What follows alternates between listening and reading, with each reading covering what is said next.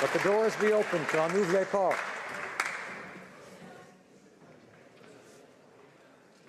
Statements by members. Déclaration de députés. Alors.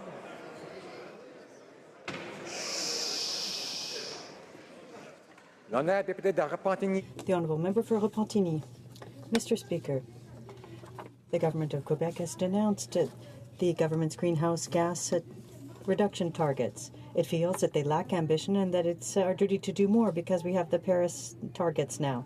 Contrary to Quebec and the rest of the countries in the world, Canada uses 2005 as a reference year instead of 1990. Mr. Speaker, the government has not innocently simply ignored the past 15 years.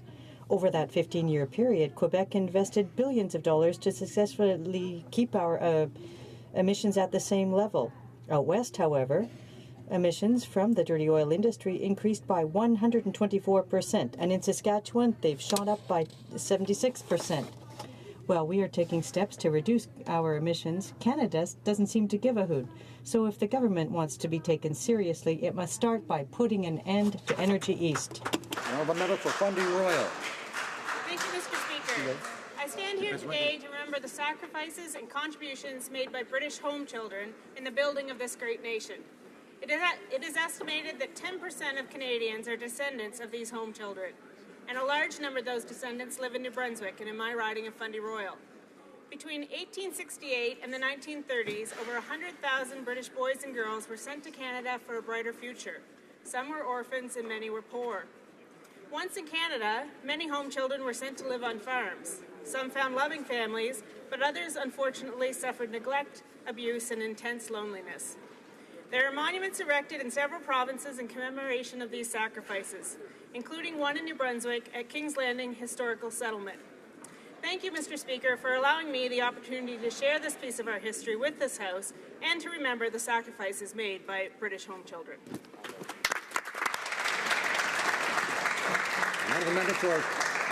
The Honourable Member for Tobique-Mactaquac. My riding of Tobique-Mactaquac is home to a spirited rural agricultural region which contributes year over year to a strong agricultural and agri-food industry through innovation, trade, and food processing, and in turn contributing to a robust economy for Canada and Canadians. And with the Canadian harvest upon us, today I would like to thank the farmers who feed us and the industry that supports them. Je suis fier de l'engagement. I'm proud of the commitment our government has made to all those working in the agricultural industry.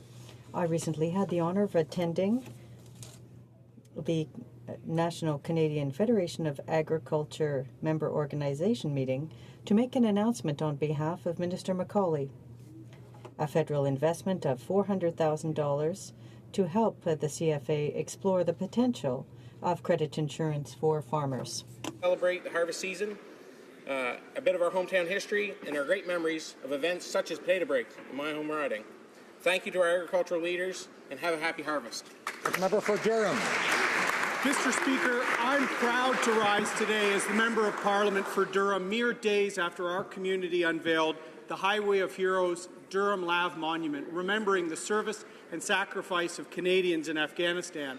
The passionate volunteers in this project made it possible. Tom Quigley, Stacey Haley, Logan Caswell, Mayor Foster, and the entire Clarington team. Monsieur le Président, Mr. Speaker, the war in Afghanistan was the longest in the Canadian Armed Forces' history. 40,000 Canadian men and women served there, and 158 lost their lives there. Speaker, it's critical for Canada to recognize and commemorate the service and sacrifice of our citizens.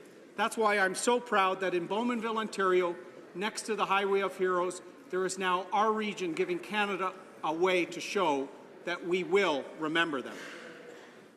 For South.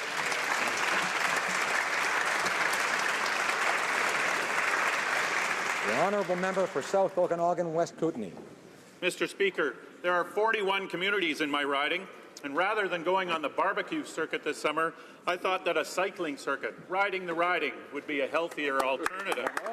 So for 7 days in late August, I cycled 435 kilometres through South Okanagan, West Kootenay.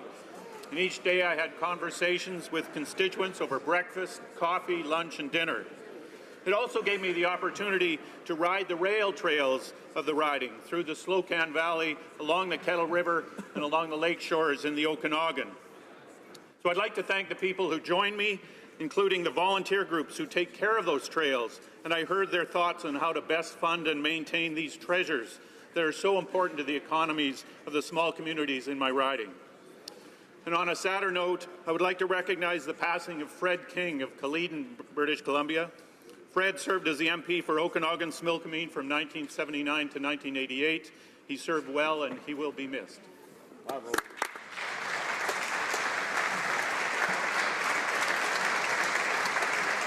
The honourable member for Toronto Danforth. Monsieur le Président, le comité... Mr. Speaker, the Heritage Committee is about to undertake a study on Canadian women and girls in sport.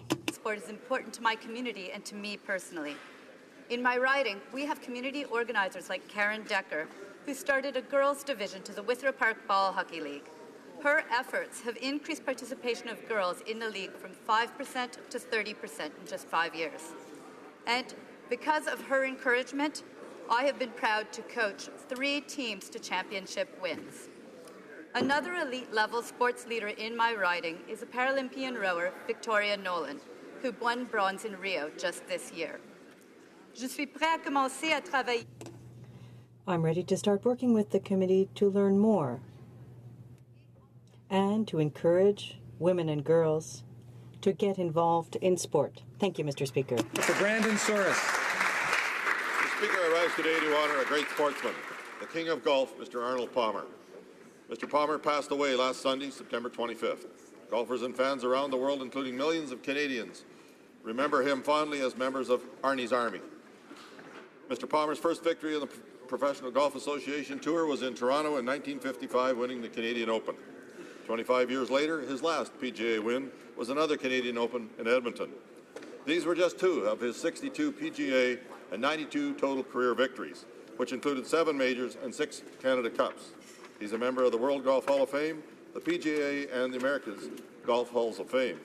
His business acumen as president of Arnold Palmer Enterprises succeeded in the design and building of hundreds of golf courses worldwide, a golf clothing line, clubs, and even the Arnold Palmer, a popular drink mixture of lemonade and iced tea, to name a few.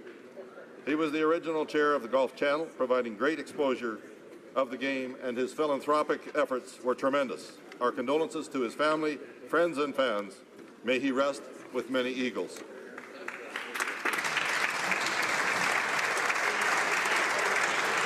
The honourable member for Bay of Quinte. Thank you, Mr. Speaker. It's my privilege to stand before the House today to honour a man who profoundly touched the lives of so many. The late Hugh O'Neill, fondly known as Mr. Quinney, dedicated his full life of service to others. Hugh had an unwavering passion for his community. Aside from being a loving husband to his wife Donna, a devoted father, Hugh was a tireless volunteer, an educator, member of provincial parliament, and a cabinet minister. Since his sudden passing last September, the deep admiration and respect for Hugh O'Neill continues to be felt in my riding. As a tribute to his dedication to the community, I am proud to announce the Hugh O'Neill Friendship Garden will be created in Quinte West. The official sod turning ceremony took place this last Monday. Hugh O'Neill leaves a lasting legacy that will continue to inspire generations to come. Rest in peace, my friend. Thank you.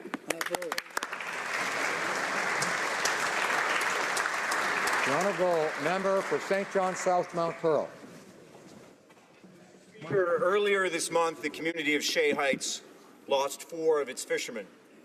The Walsh family lost 3 generations: grandfather Eugene, son Keith, and grandson Keith Jr. Close friend Bill Humby was lost alongside them. At the funeral, they were remembered for their big hearts, their love of hockey, and their love for the sea. The waters off Newfoundland are known to be rough, treacherous, and these men knew that well. They went over just outside St. John's Harbor, so close to home. But proximity does not temper the swells of the North Atlantic. Mr. Speaker, we persevere on the sea to make our livelihood, but it takes without mercy, and it takes without reason. Thank you.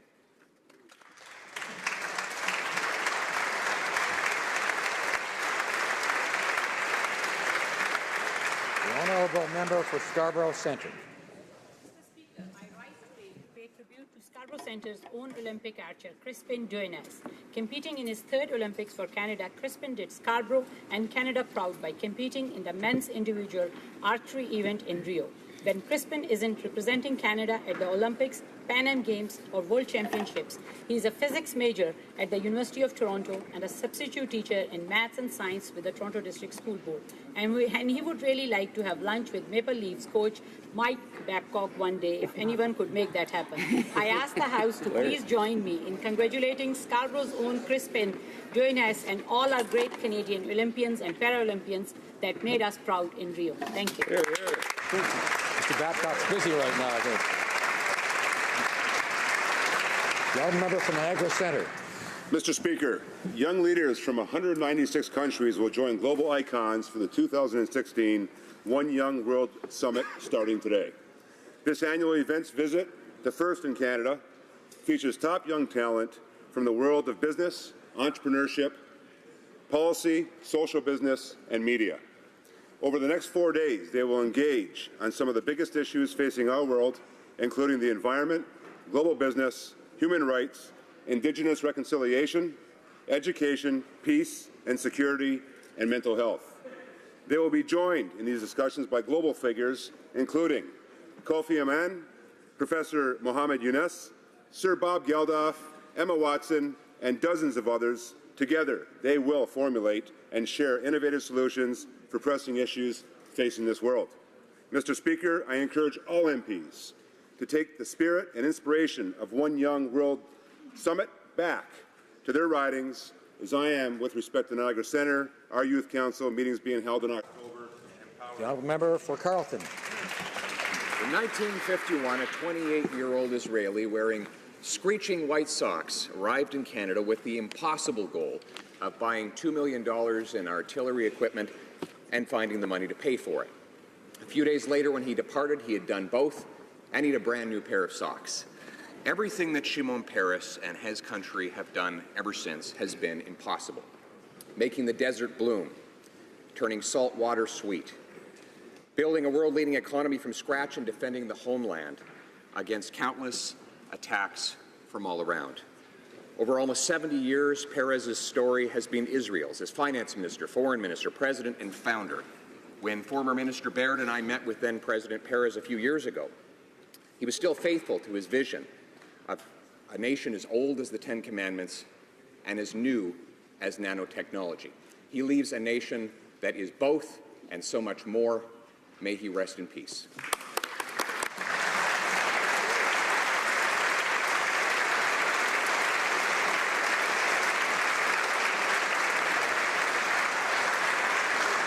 The honourable member for Mount Royal.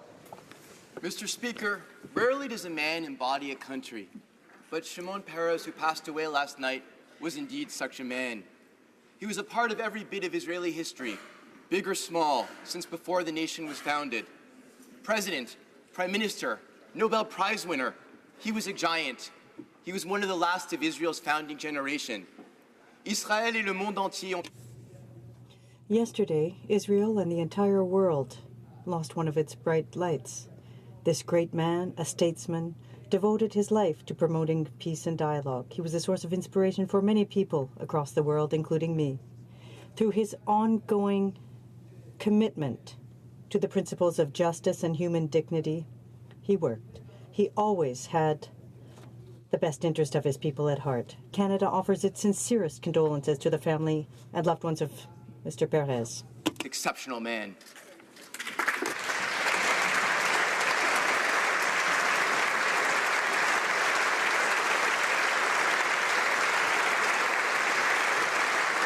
The honourable member for London Fanshawe. Mr. Speaker, September 26th, World Contraception Day, provides a timely opportunity to talk about the importance of and access to contraception for people around the world. In Canada, there are some who struggle to gain access to necessary reproductive health care. Those most marginalized include youth, immigrants, and those of low socioeconomic status. I believe that reproductive health care and specifically safe and effective contraceptives should be made available and accessible to all. I've put forward a motion, M65, which calls on the government to work with the provinces to provide free access to prescribed birth control. Contraception is a basic life-saving healthcare need for women, transgender, and other persons. Access to contraception supports the right to make healthy reproductive choices. I encourage all members of the House to support M65 and ensure women across Canada have access to the reproductive health services they need. The honourable member for Prince George, Peace River, Northern Rockies. Mr. Speaker, yesterday, after months of indecision, the Liberal government finally made a decision and approved Pacific Northwest LNG. While I am pleased that this important project is now one step closer to becoming a reality, approving a project is one thing, Mr. Speaker, getting it built is another. This project will create thousands of high-paying jobs, billions of dollars in tax revenue, and will help reduce global pollution. I want to thank the residents of my riding throughout this process who continue to work hard to ensure that their voices of strong support for BC LNG were heard. These same residents and their families are counting on the jobs that will result from this project. Mr. Speaker, approving this project is not enough. I call on the Prime Minister and his Cabinet to become champions for this project to ensure that this project is built so that Canadians can access the jobs that this project will create. Thank you, Mr. Speaker. Member for York Centre. Mr. Speaker, the international community has lost a giant. Shimon Peres was a peace builder, a public servant who embodied the boundless energy, optimism, and desire of Israelis to seek peace in a region fraught with immense challenges.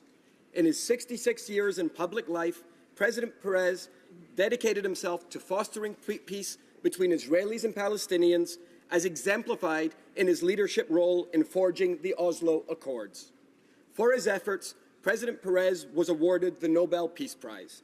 But President Peres's contributions extend far beyond peace and diplomacy. He was a driving force for innovation, inspiring Israelis to dream and think big. Unquestionably, his influence contributed in no small part to the rise of the startup nation. Mr. Speaker, Israelis have lost a founding father, but his legacy will continue to shine. Yehei Zikrono Livracha, may his memory be a blessing and an inspiration.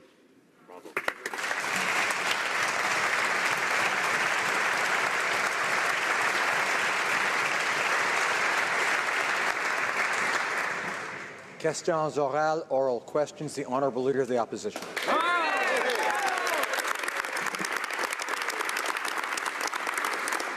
Well, Mr. Speaker, the headlines seemed good, but beyond the headlines were a lot of fine print. 190 conditions for the LNG project to move forward, including, wait for it, more consultations after almost 6 years of consultations. Thousands of unemployed workers and their families are depending on this project to go ahead. Approving the project is one thing. Getting it built is what matters. There are no jobs until there's shovels in the ground. Will the Prime Minister commit to providing personal leadership to drive this project forward? The Right Honourable Prime Minister. Thank you, Mr. Speaker. The kind of leadership that Canadians expect is the kind of leadership they hadn't had for 10 years, of a government that understands that we need to both grow the economy for the middle class and protect and sustain the environment at the same time. That's why we took our time. We've made sure to do things right, to demonstrate the community support, the Indigenous support, and the fact that world-class science is going on while we grow the economy and create jobs for the middle class. It's what Canadians expect. It's what this government is delivering. Honourable Leader of the Opposition. Thank you, Mr. Speaker. The Prime Minister, though, has created economic uncertainty that is driving away new job creators. In fact, yesterday, all he approved was more consultations. In fact, construction of Pacific Northwest LNG may not even move ahead. Conditional approval is one step forward, but bogging it down with extra process is 2 steps back. The Prime Minister must stand with unemployed workers who need jobs. Will he do the right thing, get shovels in the ground, and get these people to work? The Right Honourable Prime Minister. After 10 years of failed policies on growth that consisted mostly of tax breaks for the wealthiest Canadians, we are actually working to draw in global investment to demonstrate to Canadians and to the world that we understand that building a strong economy that works for the middle class goes hand in hand with creating sustainable, protected environments. That's what Canadians expect. That's what we're pleased to be working on, but we know there's lots more work to be done. Honourable Leader of the Opposition. It's been over 6 months since the Prime Minister started borrowing to spend their way to prosperity. But every week it seems like we get another piece of bad economic news. Private sector job creation is invisible. On Monday, the Finance Minister admitted that his tax and spend policies aren't working. But instead of learning a lesson and reversing course, the Prime Minister is using this as an excuse to spend even more money. Mr. Speaker, how can the Liberals be trusted with even more of our tax dollars when their first round of spending didn't create any jobs? Honourable Prime Minister. Mr. Speaker, in the last election, Canadians had a choice between a government that for 10 years was unable to create the kind of growth for Canadians that middle-class Canadians needed because they kept insisting on lowering taxes for the wealthiest and giving benefits to millionaire families. What we did instead was actually invest in our communities with historic investments in infrastructure, put more money in the pockets of middle class by lowering taxes on the middle class and raising them on the wealthiest 1%. And by putting a historic Canada Child benefit in the pockets of the 9 out of 10 Canadians who need it most. The Honourable Leader of the Opposition. Well, Mr. Speaker, the Prime Minister always takes time in his answers to point out how proud he is of raising taxes, that he's borrowing billions to fund new Liberal spending. So is it working? No. Private sector job growth is non-existent. More and more people are looking for work. At some point, you have to accept that your plan isn't working. Stop digging before the hole becomes so deep it takes generations to come out. Will the Prime Minister do the right thing, stop spending, and focus on creating jobs? The Right Honourable Prime Minister.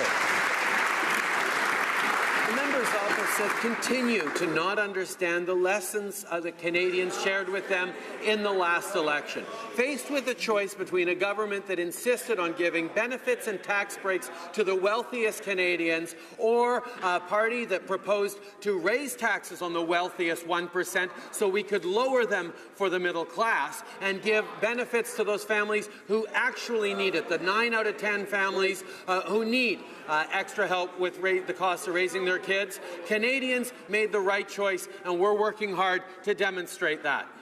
The Honourable Leader of the Opposition.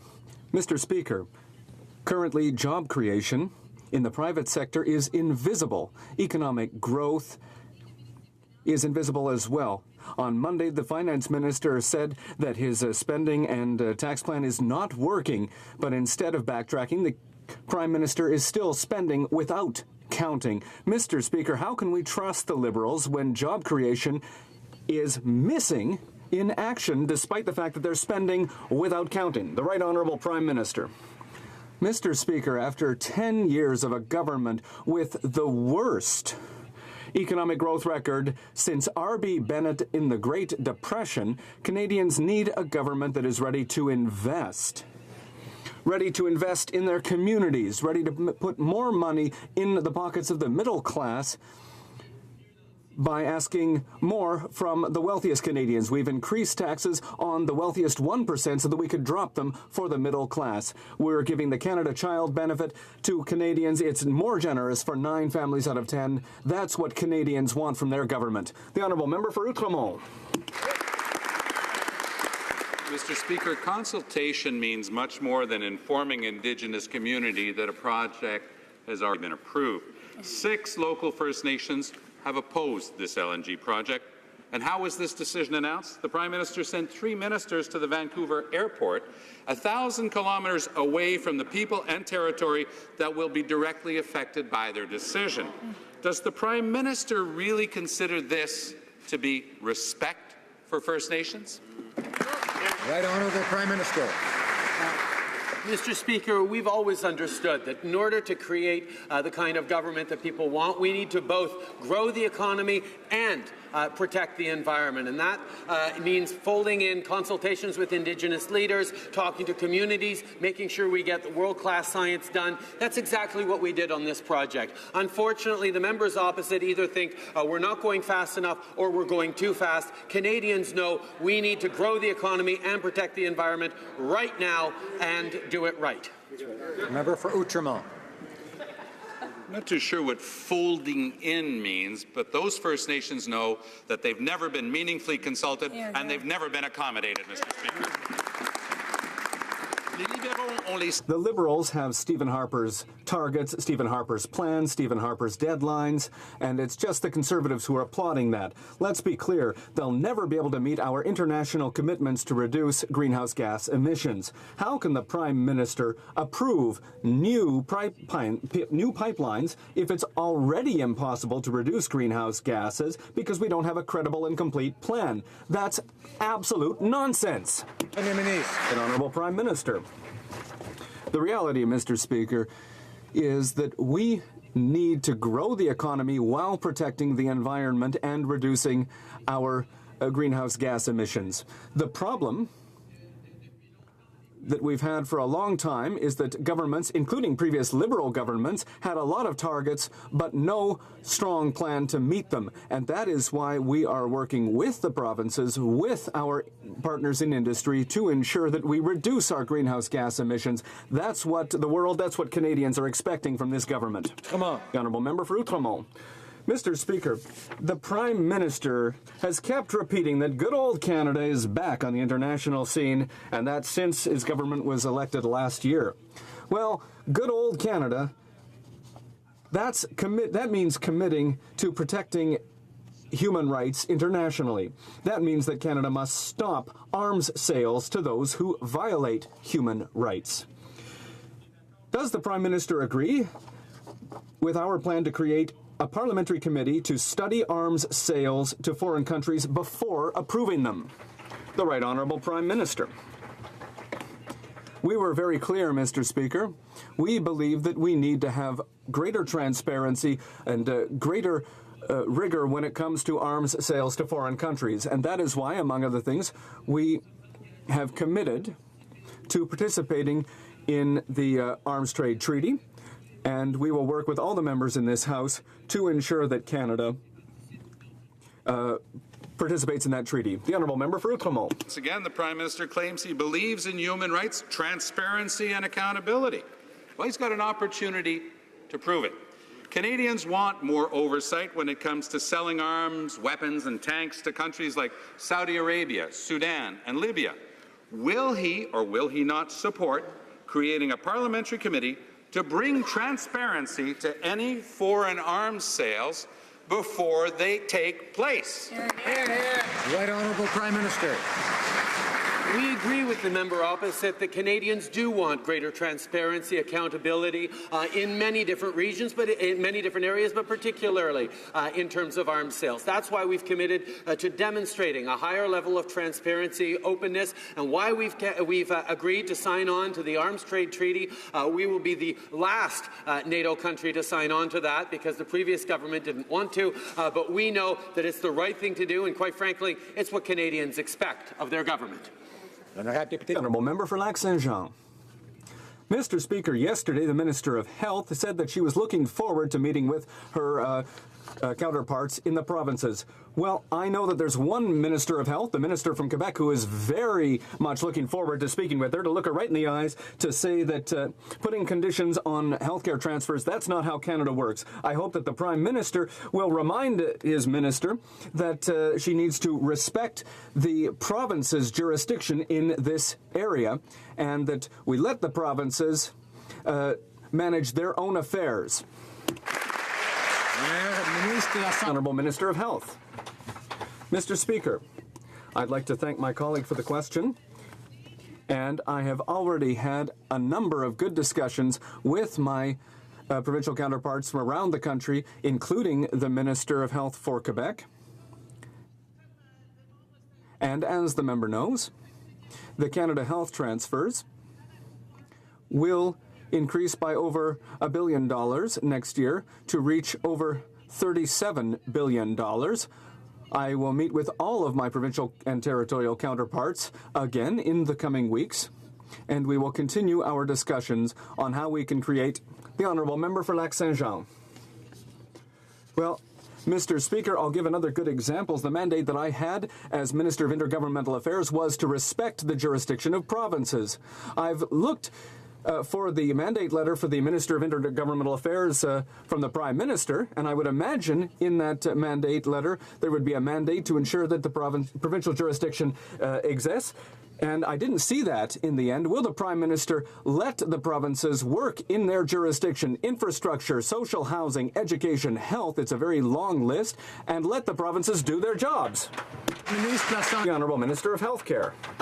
Mr. Speaker, this government is engaged in making sure that Canadians have good health and the health care that they need. To do that, it requires working collaboratively with our colleagues across the country. It requires working with patients, with healthcare providers. I have had excellent discussions with my counterparts and the ministers of health across the country. I respect that they deliver excellent care and have jurisdiction over that, but it requires all partners to be at the table to make sure that Canadians get the health that they need. For Elgin, Middlesex, London. Mr. Speaker, Canadians are tired of waking up every day to a new Liberal expense scandal. Yesterday, Brookfield Global Relocation Service shared that 2 Prime Ministerial aides, Butts and Telford, would have been briefed on their services and fully aware. For the past week, these 2 individuals have been stating they didn't know. Bottom line is, who is telling the truth? The Honourable President of the Treasury Board. Speaker, the relocation policy for ministers' offices is the same policy as that of the previous Conservative government. We're also aware that under the previous Conservative government that there were ministerial staffers reimbursed in some cases for $90,000 worth of moving expenses. The Prime Minister and his office have asked me and Treasury Board to review the policy. Treasury Board will review the policy and report back to Canadians. Thank you, Mr. Speaker. Member for Elgin, Middlesex, London. Mr. Speaker, Canadians are expecting more from their government, not just the same old party antics and spending scandals that we saw in the 90s and early 2000s. There are many new faces in this government bench, but they are the same old Liberal sense of entitlement. Where is the leadership? Who is finally going to put a stop to these Liberal entitlements? Honourable President of the Treasury Board. Mr. Speaker, again, the policy for relocation as it applies to ministers' offices is the same policy of the previous Conservative government. Treasury Board is evaluating that policy. And again, I will remind the honourable member, who was, I believe, a caucus member previously, that under the Conservatives, there were members of staff who were reimbursed for moving expenses in excess of $90,000, Mr. Speaker. Treasury Board's reviewing this. We'll fix it. The honourable member for Red Deer Lacombe. Well, Mr. Speaker, someone is not being truthful with Canadians. Yesterday, Brookfield's senior vice president stated that each person they move is briefed on the benefits and entitlements they can claim. Yet this Prime Minister is digging in his heels and claiming that his BFFs, Jerry and Katie, were never briefed. Now, when you're talking about 6-figure payouts, Mr. Speaker, I find it hard to believe that the people were not briefed. So will the Prime Minister come clean and tell Canadians who's telling the truth, Jerry and Katie or Brookfield? Honourable President of the Treasury Board. Mr. Speaker, I think the honourable member will find that, in fact, Brookfield has clarified their comments and, in fact, have confirmed that the members of the Prime Minister's staff were, in fact, consistent with the truth. But beyond that, Mr. Speaker, it's important that the opposition recognize that the moving expense policy as applied to ministers' offices is the same policy that applied to the previous Conservative government. Treasury Board is reviewing that policy. The honourable member for Red Deer Lacombe, order.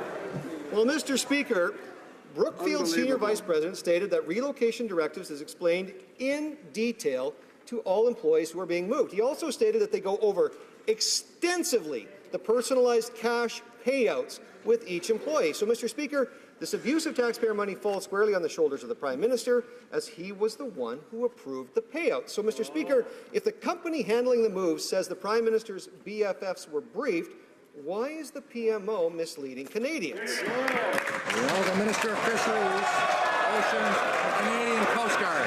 Mr. Speaker, our colleagues are obviously pleased to see me back. Mr. Speaker, my friend knows very well that Brookfield has apologized for that erroneous information.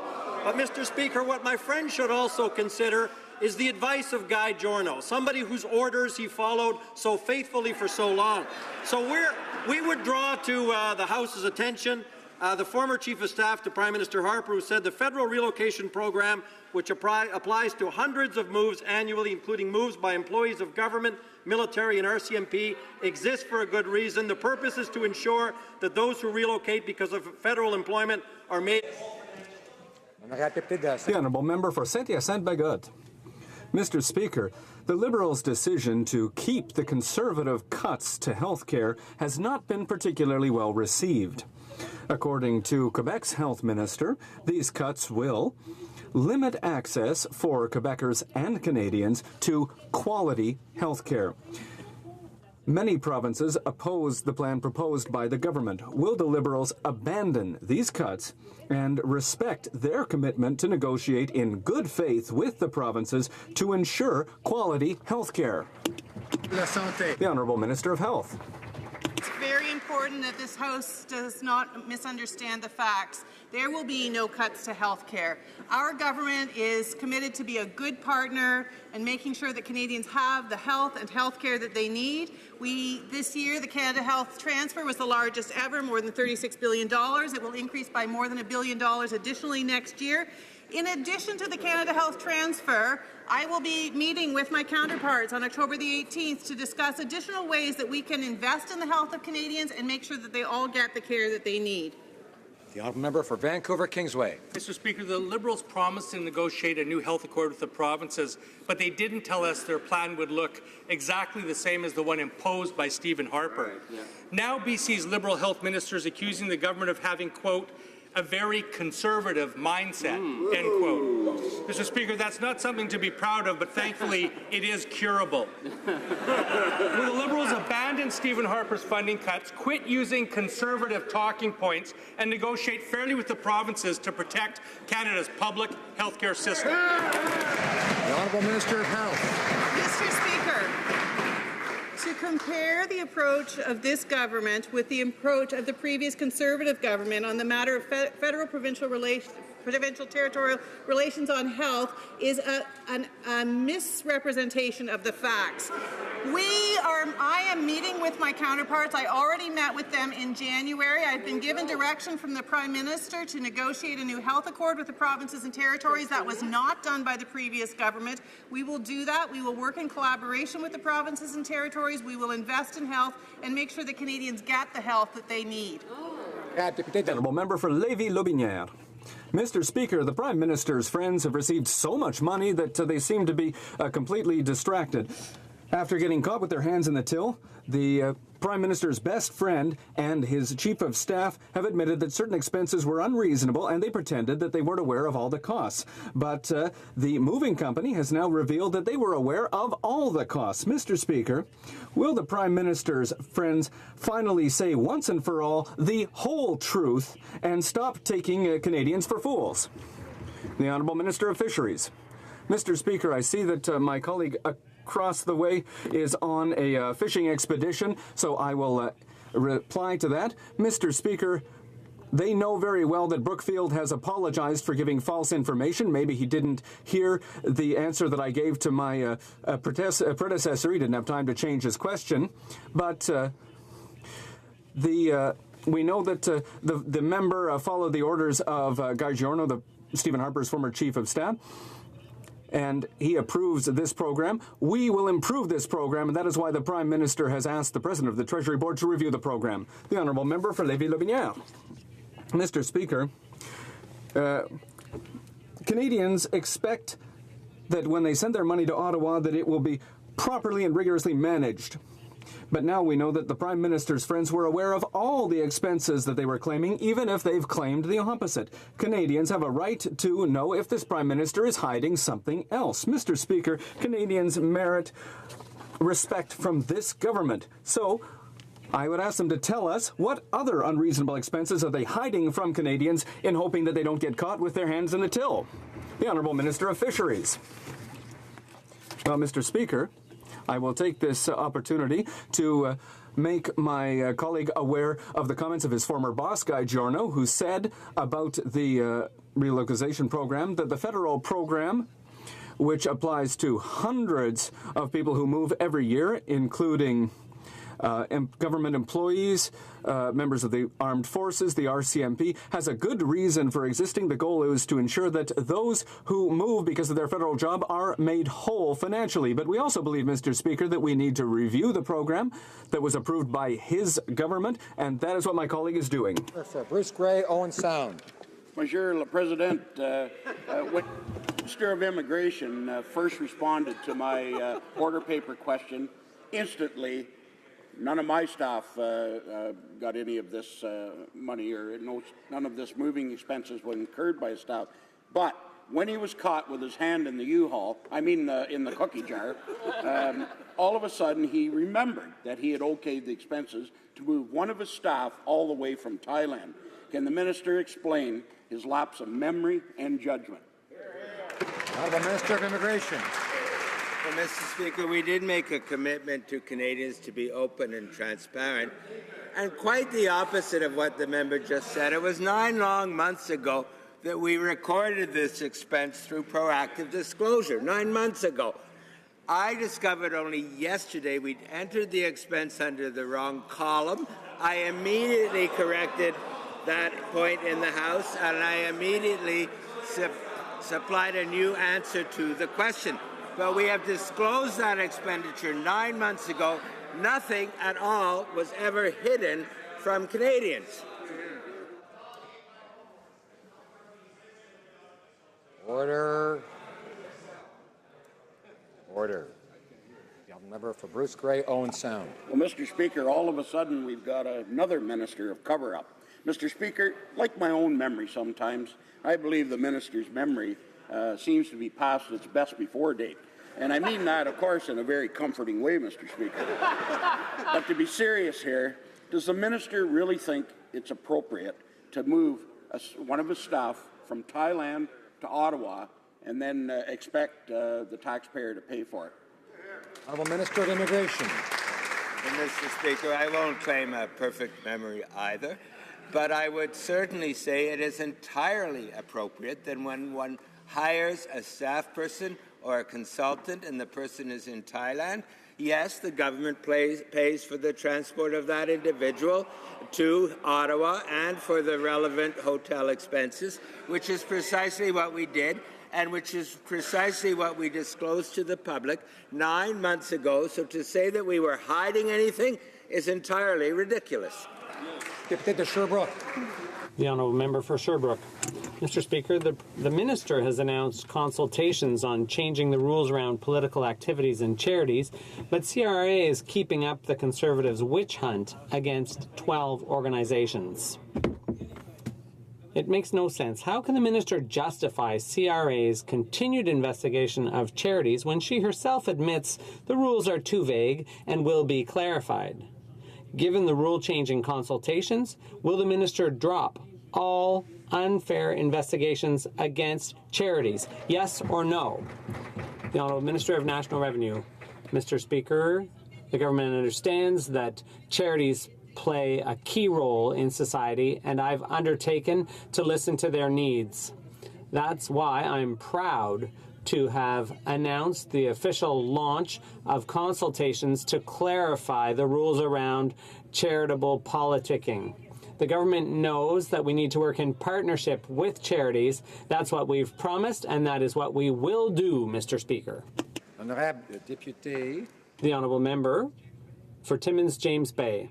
government can't seem to get their story straight when it comes to their decision to fight a residential school survivor in court. Now, yesterday, the Indigenous Affairs Minister assured the House that if government lawyers are involved, it's only to help sure they get justice. Because Justice Department lawyers are actually in Ontario Superior Court fighting against compensation to a victim of a, quote, perverse misapplication of justice. Now, the Prime Minister promised to put an end to this. So will the Justice Minister please explain to the Indigenous Affairs Minister why her officials are trying to stop this survivor from getting justice in court? The Honourable Parliamentary Secretary to the Minister of Indigenous and Northern Affairs. Thank you, Mr. Speaker. The government is committed to ensuring justice for all victims in this dark chapter in our history. Mr. Speaker, we're concerned about any possibility that some deserving victims may have been denied compensation. We uphold the Indian residential school settlement process, and members know that. We also, Mr. Speaker, protect the integrity of the independent assessment process, and we will continue to do so on behalf of all Indigenous people. The Honourable Member for Moncton Riverview Dieppe. Mr. Speaker, today marks Right to Know Day. The goal is to make Canadians aware of their right to access information held by government institutions and to promote freedom of information as pillars of democracy and good governance. President of the Treasury Board, please explain to the House the government's commitment to openness and transparency. The President of the Treasury Board. Mr. Speaker, I thank the honourable member for her question, and I'm proud to recognize Right to Know Day. Our government is committed to openness and transparency, and I have issued a directive that enshrines the principle that government information should be open by default. Bientôt, on va aussi mettre... Soon, we will also move forward with a bill that will strengthen the Access to Information Act, as we undertook to do. And after that, we will do a full review of the legislation to update it so that it serves Canadians better. Thank you very much, Mr. Speaker. For Niagara Falls. Thank you, Mr. Speaker. I was pleased yesterday afternoon that all members of the House of Commons agreed with the Conservative Party that Atlantic Canada should be represented on the Supreme Court. But then a spokesperson for the Justice Minister stated that it would not be guaranteed. Now, Mr. Speaker, why would the Liberals flip-flop on this important issue? I checked last night and there was no election, so why are the Liberals changing their mind on this? The Honourable Minister of Justice. Thank you, Mr. Speaker. And again, I'm pleased to stand up to speak about the new process that the Prime Minister has introduced in terms of appointing the next Supreme Court Justice. We are committed to respecting the custom of regional representation, functional bilingualism, diversity, and ensuring we have the highest caliber of jurists that will be the next Supreme Court of Canada Justice. I am very appreciative of the independent, nonpartisan advisory board that is assisting us in this process and look forward to assisting the Prime Minister in making this most important appointment. The Honourable Member for Richmond-Arthabaska. Mr. Speaker, days go by and uncertainty remains when it comes to negotiations with China over extradition. There's a lack of leadership from the Liberals. When files are critical and sensitive, the Liberals are much less open and transparent. Mr. Speaker, the Prime Minister says one thing, but the Foreign Affairs Minister says the opposite. Can they speak to one another and tell us clearly what's the truth? The Honourable Minister of Foreign Affairs. Mr. Speaker, I'd like to congratulate my colleague on his appointment as Deputy Critic for Foreign Affairs. I should tell the opposition that they've been asking questions for 2 weeks about something that doesn't exist. The Prime Minister did not refer to negotiations, and on September 12th, in a joint press release, it says, begin discussion. There's a huge difference between discussions and negotiations. But if my colleague's not sure of that difference, I would invite him to consult our departmental website. Mr. Speaker, that's not good enough. Canadians are still trying to understand the very obvious contradiction between the Foreign Minister and the Prime Minister over the extradition treaty with China. The Prime Minister says discussions have begun. His website says talks have begun. The Chinese Premier as well. The only person who didn't know seems to have been the Foreign Minister. Now, is he simply out of the loop? Is he splitting grammatical hairs, or is he quite properly challenging the Prime Minister on an unwise initiative? Now, Minister of Foreign Affairs. Congratulate my colleague to have been chosen as the spokesperson of his party for foreign affairs, and I want to congratulate him also that he has seen the light, because now we speak about discussions. We have noticed that in his questions. He dropped the word negotiations that he was using for the last 2 weeks. So congratulations to my colleagues. It's quite an improvement, Mr. Speaker, because today, at this very moment, we have a discussions together, but we negotiate nothing. The member for Thornhill. Mr. Speaker, on another matter, an international investigation into the downing of a Malaysian passenger jet MH17 confirms the missile that hit the plane was brought into Ukraine from Russia and fired from Russian-backed rebel territory. Evidence reveals the launcher then returned to Russia. Given 2 Canadians were among the 298 who died in the attack, will the minister now clearly condemn Russia's unrepentant military aggression that has taken thousands of lives and displaced almost 1 million people in eastern Ukraine? Minister of Foreign Affairs. I want to thank again my colleague for his question, and I fully agree with what he said. In fact, there is an official declaration done by the government of Canada, and I'm very willing to start to read it in the House. So today, as we consider the interim findings of the independent joint investigation team into the downing of Malaysian Airlines Flight 17, we are reminded of the unspeakable suffering caused by this tragic attack.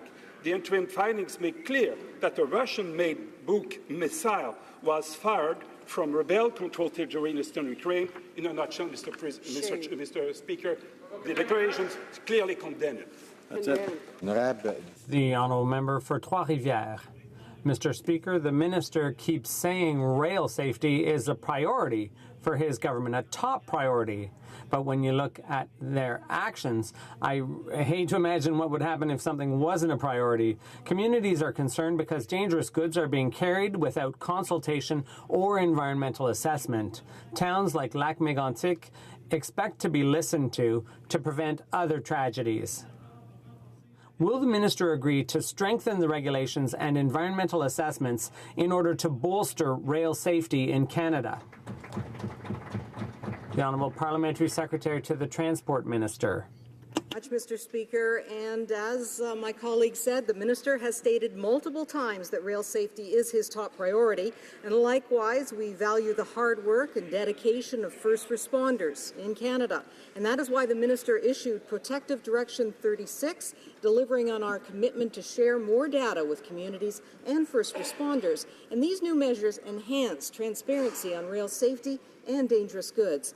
In fact, we understand that the fire chief for the City of Windsor is now recommending that the city signs the non-disclosure agreement by railway companies to get more dangerous goods information. Member for Edmonton Strathcona.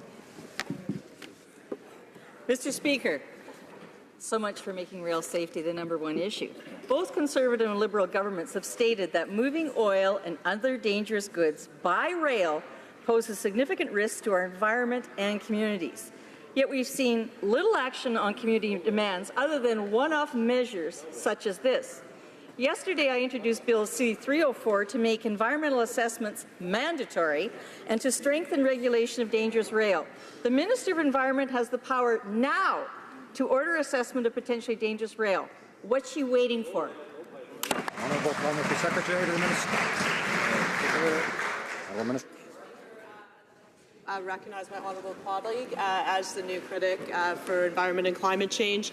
Our government is committed to proper environmental assessments that are based on science and evidence. And as we saw yesterday, we applied our interim principles, and I was very pleased to show that we can get resources to market in a sustainable and responsible way by following these principles. And these principles actually were used to engage Indigenous peoples who will now be part of environmental assessments on the Pacific Northwest LNG project. Many of them have benefit agreements. Member for Prince George, Peace River, Northern Rockies. Thank you, Mr. Speaker. Unfortunately, the Liberals' approval of Pacific Northwest LNG project is not all that it seems. The reality is that many residents in my riding woke up this morning in the same circumstances as they were yesterday, unemployed. Unemployment rates in northeastern BC are still the highest in the province. As I said before, approving this project is one thing, building it is completely another.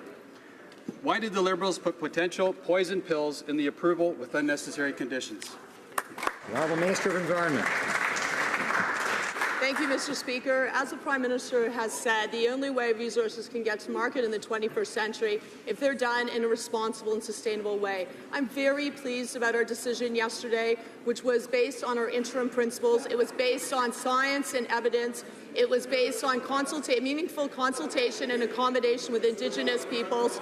It was based on hearing from Canadians about concerns. And those 190 conditions are consistent with that, because we need to make sure that any resources developed is done in a sustainable way. But the way this will get to market is actually if the market price goes. Honourable Member for Prince George, Peace River, Northern Rockies. Thank you, Mr. Speaker. As you know, residents in my riding have worked so hard to ensure that their voices of strong support for BC LNG were heard.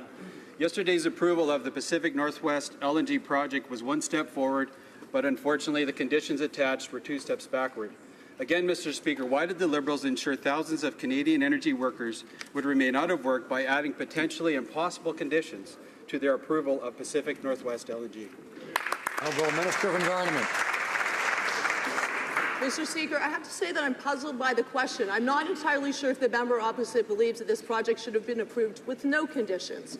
Our government is a different government. We believe that the only way resources will get to market if they are done in a sustainable and responsible way. That is what we have done.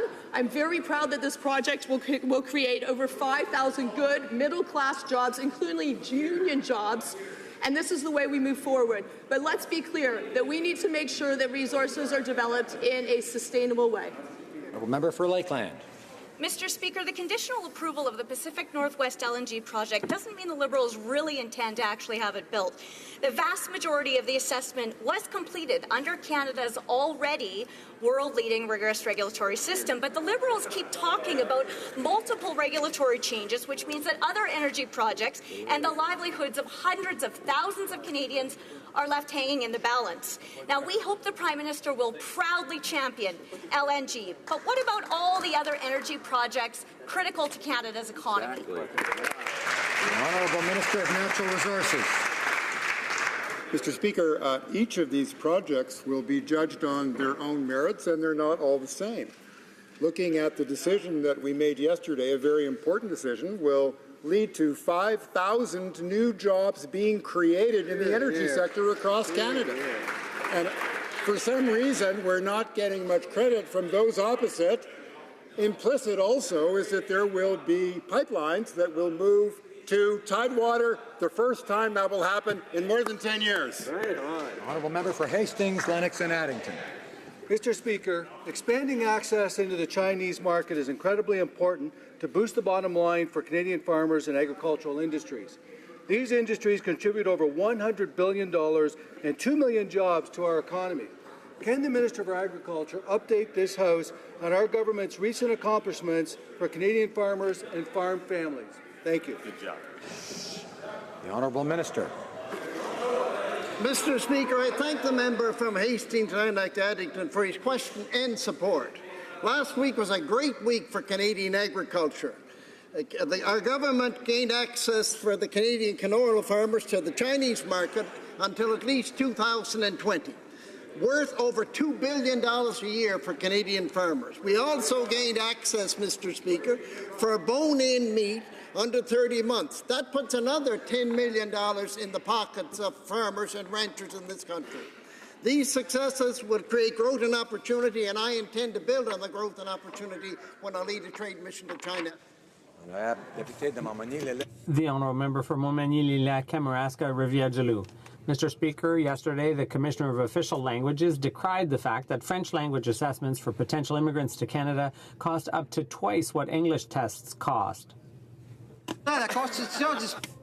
The Constitution provides that official languages have equal status, rights and privileges in terms of their use in federal institutions. What is this government planning to do at once to enforce the act so that Francophone immigrants don't have to pay twice as much for the exact same service? The Honourable Minister of Immigration. Mr. Speaker, accessibility and equity among the two official languages is extremely important to us. We received the report yesterday, and we will consider it very seriously. We have already acted on behalf of Francophones outside Quebec with our program, and there are other things we will do, including considering that report. Mr. Speaker, Wood Buffalo National Park in northern Alberta has been a World Heritage Site for more than 3 decades. In response to a petition by Mikisew Cree First Nations, the United Nations began an investigation into the government's failure to protect the park from impacts of oil, gas, and hydro projects, including Site C in British Columbia. This could land the park on the UN's list of World Heritage Sites in danger. Will the Minister and her colleagues work together to better protect and preserve Wood Buffalo? Honourable Minister of Environment. Thank you, Mr. Speaker. And I'd like to thank my honourable colleague for his question.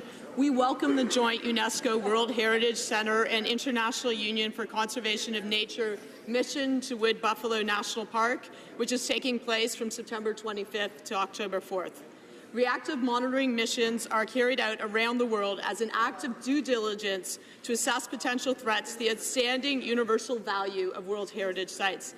These missions are a valuable tool in the ongoing protection of these international important treasures. Honourable Member for South Shore St. Margaret's. Thank you, Mr. Speaker. Earlier this summer, the Minister for Innovation, Science and Economic Development, the 4 Atlantic Premiers and the 4 Cabinet Ministers from Atlantic Canada launched the Atlantic Growth Strategy. Can the Minister please explain how this strategy is different from the work that has previously been done to address the problems of economic growth in Atlantic Canada? Well, Minister of Innovation. Mr. Speaker, I'd like to thank the member for her question and for her advocacy on behalf of the residents of South Shore St. Margaret's. I'd also like to take this opportunity to thank the 32 outstanding MPs from Atlantic Canada who were instrumental in launching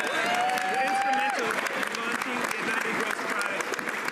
They were instrumental in launching the Atlantic Growth Strategy, and under this strategy, Mr. Speaker, we've launched an immigration program that will increase levels by 50%. We've invested $154 million for Atlantic universities and colleges, and we've also invested $225 million, Mr. Speaker. I hate to cut the minister off, but the honourable member for Lambton Kent Middlesex. Mr. Speaker, the Arbor Flour Mill is in my riding. It's a small business run by a middle-income family. It's 197 years old. It's the only one operating like it in Canada, and it has never had a workplace accident. Mr. Speaker, it's basically a working museum. It cannot meet the federal labour code, and it's about to be shut down. The Minister of Labour knows the Arbor Flour Mill can be exempted from the federal labour code. She has the authority to save it. Will the minister please do her job? The Honourable Minister of Employment and Labour. Mr. Speaker, the Arbor Flour Mill is an example of a business that's been in operation 150 years, family-owned, hard-working, small business that has done the right thing. However, companies must respect the Canadian Labour Code, and it's our duty to ensure the health and safety of workers across Canada. You know that we are very committed to ensuring small business has the right to compete and strive and do well. We're working with the community and the owner. Thank you. Nunavut. Thank you, Mr. Speaker. Mr. Speaker, my question is for the Minister of Indigenous and Northern Affairs. This government is committed to addressing housing, infrastructure, health care, education, and connectivity in Métis and Inuit communities. The Minister is aware of the great need for this investment in Nunavut. To date, First Nations on reserve have been the recipient of this much-needed funding. I would like to ask the Minister how and when this funding will flow to other Aboriginal groups, especially for Nunavut, and will this funding be done on a needs-based approach, or will they continue with the woefully... The Honourable Parliamentary Secretary to the Minister of Indigenous and Northern Affairs. Thank you, Mr. Speaker, and I'd like to thank the member for his question and also for his input into Northern and Inuit priorities. Mr. Speaker, our government is renewing our relationship as a Crown Inuit relationship. We have been consulting Inuit people across the North. We have worked closely with the Nunavut government. This year, we announced a $178 million investment in the Inuit housing, of which $78 million of that will go to Inuit in Nunavut. Yes, Mr. Speaker, we are looking at these investments on a priority basis. That's why we have invested very, very much into recreational. This will conclude question period for today.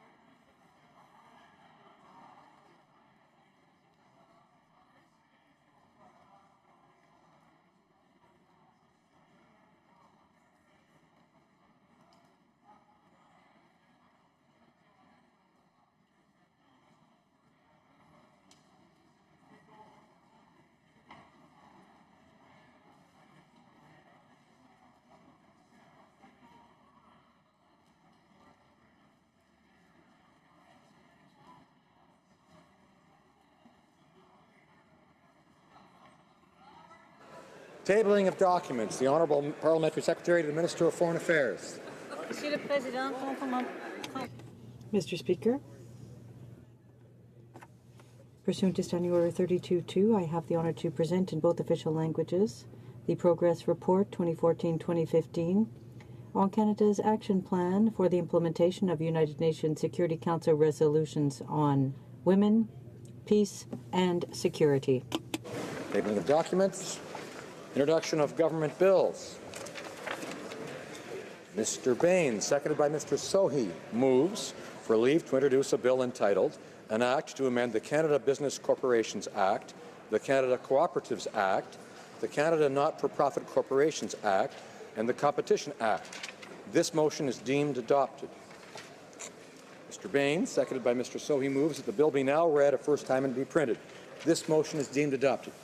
First reading of this bill, première lecture de ce projet de loi. When shall the bill be read a second time? At the next sitting of the House.